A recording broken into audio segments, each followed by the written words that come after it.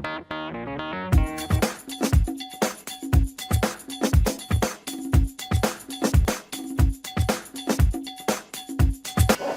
morning, this is Don Emmett. Welcome to another edition of the Money and More Show. This is the Small Business Insights edition, which we do once a month on the second Thursday of the month. And I'm Don Emmett. I'm the Managing Director of Entrust Associates, a business brokerage firm based in Raleigh and Chapel Hill, North Carolina. And on the Money and More Show, we interview local business owners here in the Triangle portion of North Carolina and get a little insight into their business and how they operate. So today we're pleased and proud to have Glenn Dicker, who's the president of Redeye Distribution, which is a Vice President, technically. Vice President. Okay. All right. Glenn, I want you to get a little closer. Sure. So, Glenn, Redeye Distribution is, I guess, the parent company for a multitude of independent, I don't know, you call them record labels? What do you call them? Yeah, a bunch of different things. I mean, I guess as we kind of got started, I think we were using the term Redeye Distribution pretty often to describe what our business was, but now we like to just kind of refer to it as Redeye because we do so many different things within the context of music. So there's the traditional distribution, which encompasses the old school kind of physical records, CDs, vinyl being put into physical record stores, online record stores like Amazon. But then the digital component, which is now mostly streaming, also downloads, so that is also something that we take care of and make those things available. We additionally do those types of things on a worldwide basis through existing partners on the physical sides in other territories, but digitally we have those direct relationships all over the world, and we have people set up outside the U.S. to help us with that. Additionally, we have partnerships to provide manufacturing services. We do lots of different types of marketing services as well. And then we have a record label called Yep Rock, and we call it a part of a music group, which includes a publishing company called Riff City Sounds, the Yep Rock record label, Break World Records, which is experimental, electronic, hip-hop kind of music, and also a label called Studio One, which is a classic label from Jamaica that put out the Wailers, which included Bob Marley, Peter Tosh, for reissuing some of their back catalog. So that's something we've been doing as well. So I guess all that is what we do at Redeye. So I remember a couple of years ago, and maybe it's more than a couple now, that Yep Rock had a pretty significant event, the 15-year anniversary. Yes. So I guess is 20 coming up? Yes, apparently it is. Yeah, so it's 20 is actually next year. Next year. So yeah, we've been talking about what we're going to do, and you have to start so early with these kinds of things to kind of coordinate everything. But yeah, we're real excited about that 20th anniversary, and in fact, it's our 20th anniversary this year of Redeye. Okay. So we're not as much of a public-facing kind of organization, Redeye being more of a sort of business-to-business operation.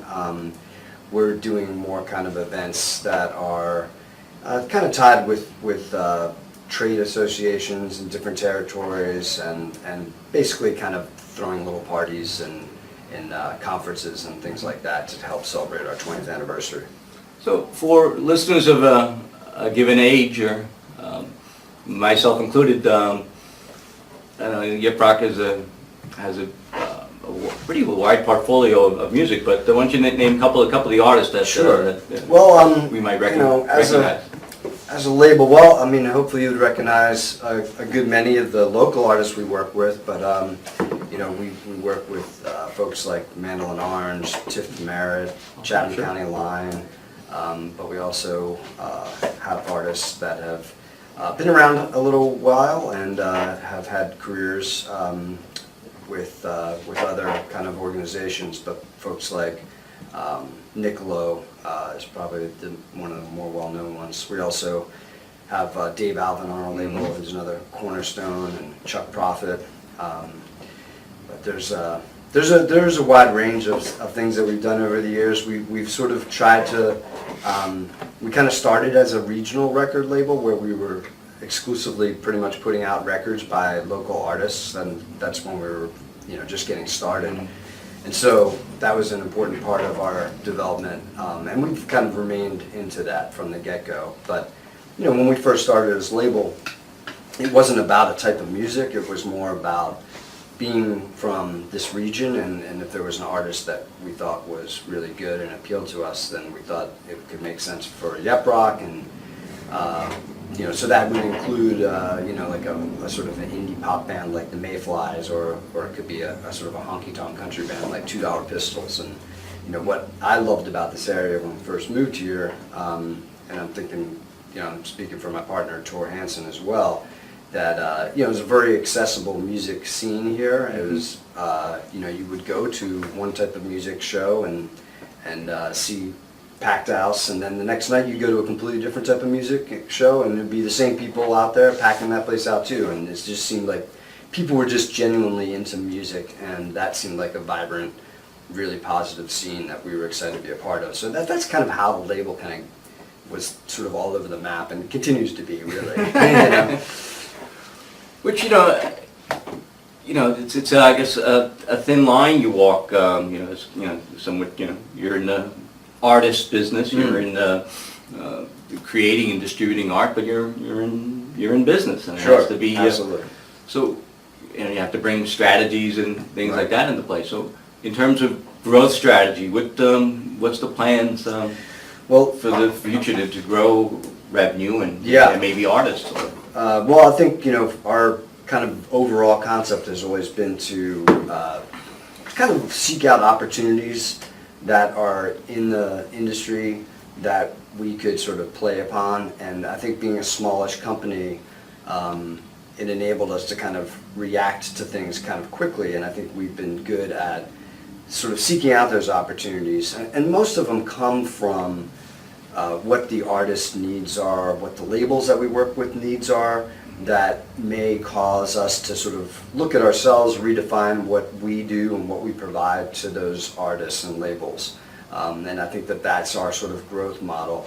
But it's all reflective of the way the market is changing as well, which primarily has a lot to do, I would say, with the way people are able to consume music. So that has sort of driven a lot of the change that we've had to kind of take into our sort of strategy and game plan. But I think that, at the end of the day, if people are able to consume music in the way they consume music, that's a real positive thing.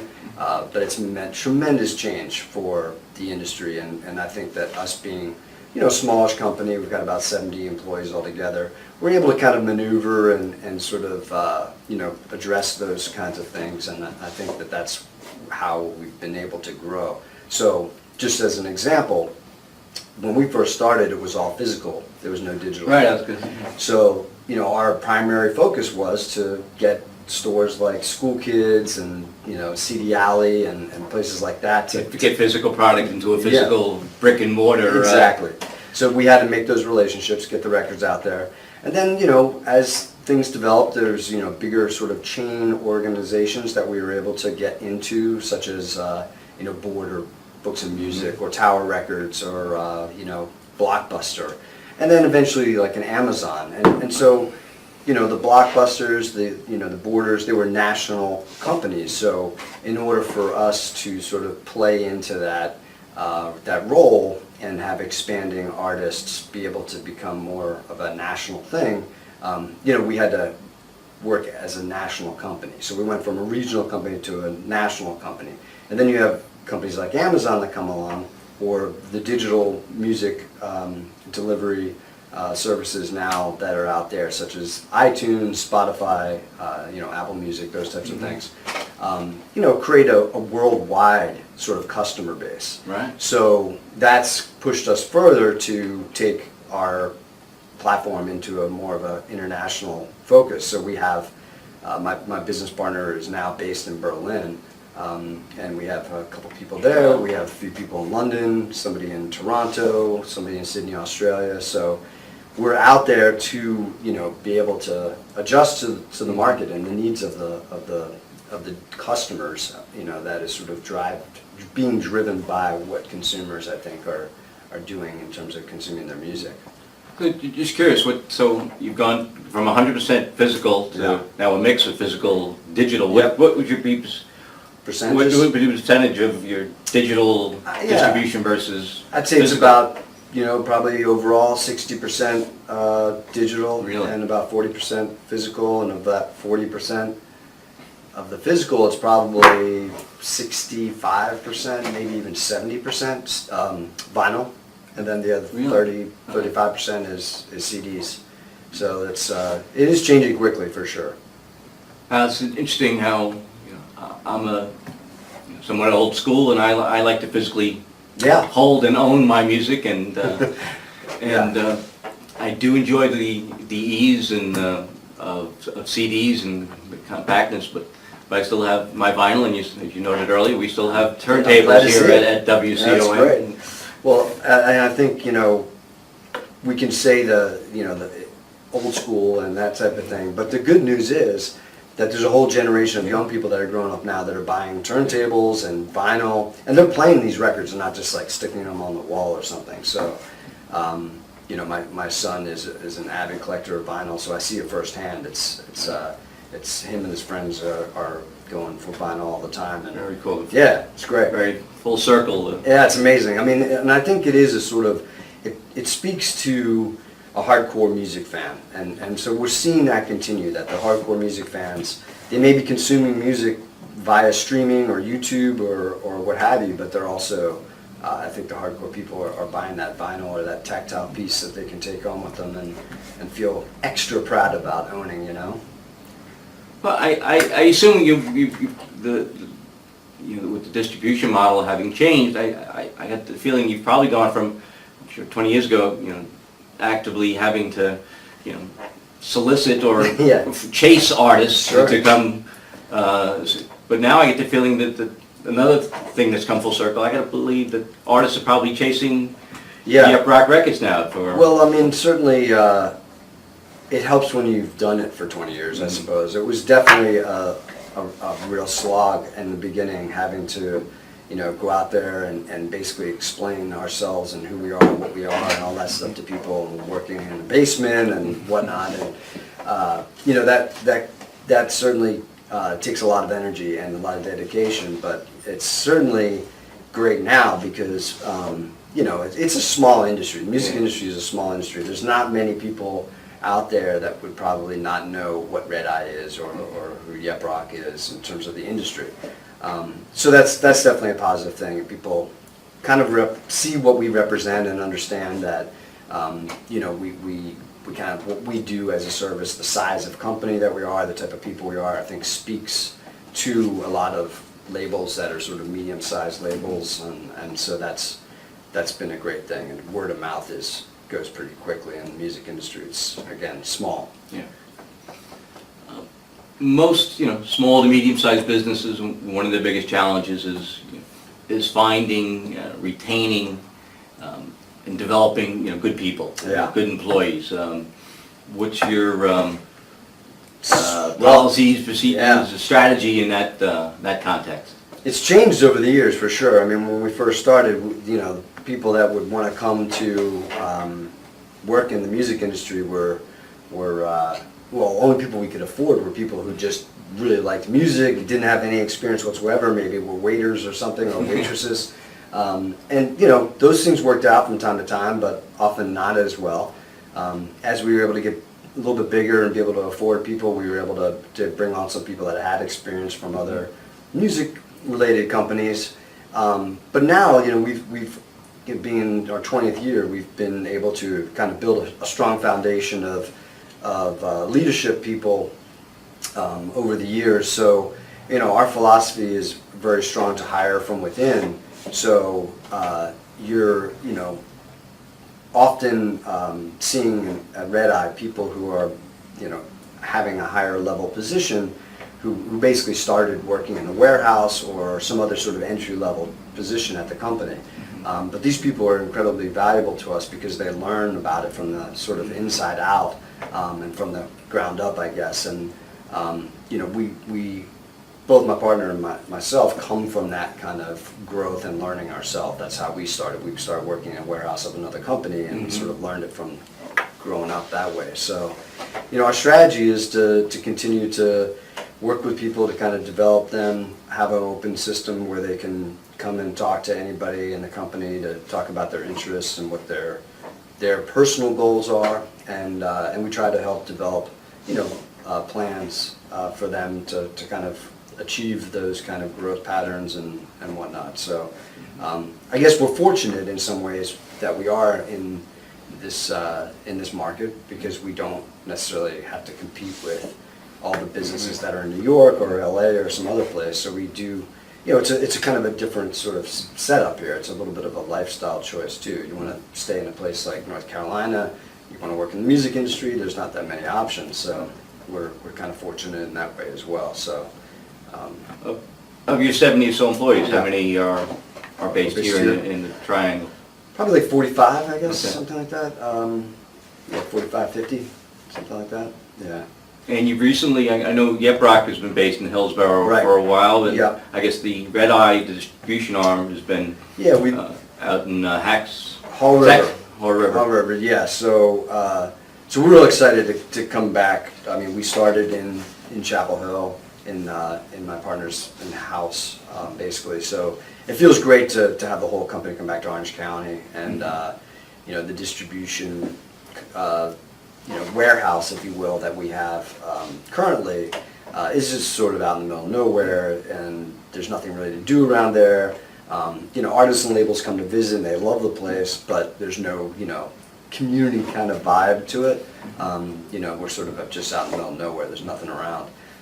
So we're really excited to be coming to Hillsborough and be a part of that community. And it's been so welcoming to us with the label over the last several years. But we couldn't be more thrilled about it. It's really exciting. And our employees, I think, are excited about it as well. A lot of them live in this area, Chapel Hill, Durham, even Raleigh in some cases. So. And it's good. That's a great town. Yeah. One of the great things about this community that we live in here in the Triangle, and there's several, Chapel Hill, Scarborough, Hillsborough, Raleigh, and each has its own personality, and it's all very, very true. 40 minutes, 30 minutes, you could be in any of them. Yeah, no, it's great, and it's been good that way for the music as well, because there's so many different little sort of subsets of an overall market or scene, and for touring artists, that there's plenty of options for them to come through, and whether it be Cat's Cradle or Kings in Raleigh or whatnot, there's just a lot of options. So. Curious if, opportunities in terms of, is mergers and acquisitions part of the equation somewhere? If a label comes to you, or has that presented itself, or is that? It's that's a great question. I mean, I think we're always open to looking at trying to gain more assets for the company. I mean, I guess our biggest effort has been in sort of the real estate side of things, with the buildings. But aside from that, we have assets that are master recordings and publishing copyrights that are the types of things that a music company would sort of obtain to kind of grow. So we have those types of things for our labels that we own. But also, the potential is certainly there for labels that we maybe work with as a distribution partner or whatnot to kind of get involved in the ownership of their company. Although that's not the case right now. We haven't done that yet. We just work with people on a sort of a license in a way. But it's just a number of years that we have these relationships with other labels that we distribute. Okay. Fascinating. In terms of advice, advice is a two-way street. Your career, what would you say was the best business advice or life advice that you've been given? Well, Well, I used to work at a company called Rounder Records, and I was fortunate enough, in one of the positions I was in as a buyer, to sit right next to the general manager of the company. Our knees could touch if we needed, if we wanted to, I suppose. But yeah, he told me, I'll never forget, he told me, because I heard every phone call, this is, before the email was happening in a big way, but yes, phone calls was the thing. But he said to me at one point, it was probably after some kind of heated conversation, he just said, don't ever lie to anybody in this business, because it'll be harder for you to try to cover up and continue to remember and try to cover your trail down the road. It's better just to come clean and be honest with people, and I think that was a really good advice. I mean, my tendency would not be to necessarily lie to people anyway, but I think it was very useful in that, like, just be honest, because people will appreciate that, and they want to hear the truth, even if it's not good news. It's better to just come clean and then try to repair and fix and rebuild and go from there. In the history of the music industry, and honesty has not necessarily always been the well, that's probably the right. predominant policy. I Yes, and in the context of that, that's right. I mean, and the music business, just that being whatever that was, almost 25, almost 30 years ago, I suppose. It's changed immensely from them, and there was a lot of characters that I use, that term, sure, characters, in the business, and some of which had been involved in sort of the being around what I was doing and whatnot. So yeah, I mean, there was certainly that kind of legacy, I suppose. But yeah, I thought that was really good advice for sure, and it's just something I've passed on to other people as well. It's just better to kind of take it and go forward. In addition to honesty and as the right policy, what other advice might you, any young entrepreneurs listening to us today, or through the Small Business Insights, might you pass on to someone looking to start a business or get into the music or entertainment industry? Well, I think something that served us well is patience. I think that besides having, like everybody says, like a passion for what you do and what you're trying to do, I mean, I certainly would echo those kind of statements as well. But I think patience mixed with that is important. You talk about being aggressive, you talk about being opportunistic, and all those sorts of things. I think if you don't have patience mixed in with that as well, I think you tend to try to maybe skip steps or grow too quickly, or try to outrun the next guy. But sometimes the patience is the key thing to kind of a slow growth. And again, that's coming from a place where myself and my partner both really love what we do. We're thoroughly into what we're doing, and we don't want to stop doing it. So our goal is to keep doing it as long as we can, and keep the business rolling even after that. So I mean, for us, that patience, that bringing sort of a slow growth model to this kind of thing is, I think, been important to us. We don't have to be the first people to do anything necessarily, but we do want to take advantage of opportunities, but in a sort of thoughtful, sort of slow growth. Take your time. Let's try to do it right, and go from there. Which kind of leads you to my final question, Glenn.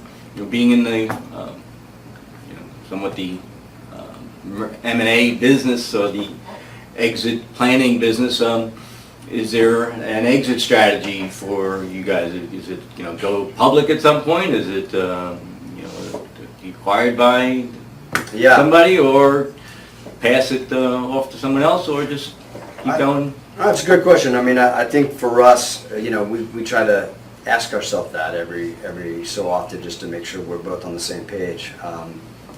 But I think that where we stand now has been kind of the same from the day one. I mean, we really like doing what we're doing. We're excited about working every day. We feel that there's nothing else we could do. And we like working, I think, genuinely. I mean, I like working. I enjoy working. It's fun to me, and there's something soulful about working hard that, you know, whether it was instilled in me by my parents or whatever, I just have that. And so we don't really have a plan to kind of sell the business or, anything that would change what it is now. But we're realistic as we get older as well, that, we maybe can't do it forever, of course. But, we have a number of people that work with the company now. We also have, our families to think of. But we really think that we would like to see this thing continue beyond our lifetime. And we'd like to have it stay independent. I mean, being independent is a very important thing. It has been a foundation and for our business to be an independent company, and we'd like to see it continue that way. If we have our wishes, that's our intention anyway. All right, great stuff. Appreciate you sharing that. Why don't you, My pleasure. why don't you tell us how can people contact you or reach Yeah. out to YepRock or Sure. your websites and. You can just look up YepRock. It's YEPROC.com, and Redeye is RedeyeWorldwide.com. And if you wanted to contact me with any questions or anything, my email address is Glenn, GLENN, @RedeyeWorldwide.com. Well, great stuff. Again, this is Don Emmett from the Small Business Insights version of Money and More show. We're going to have more show after a quick break, so stay tuned.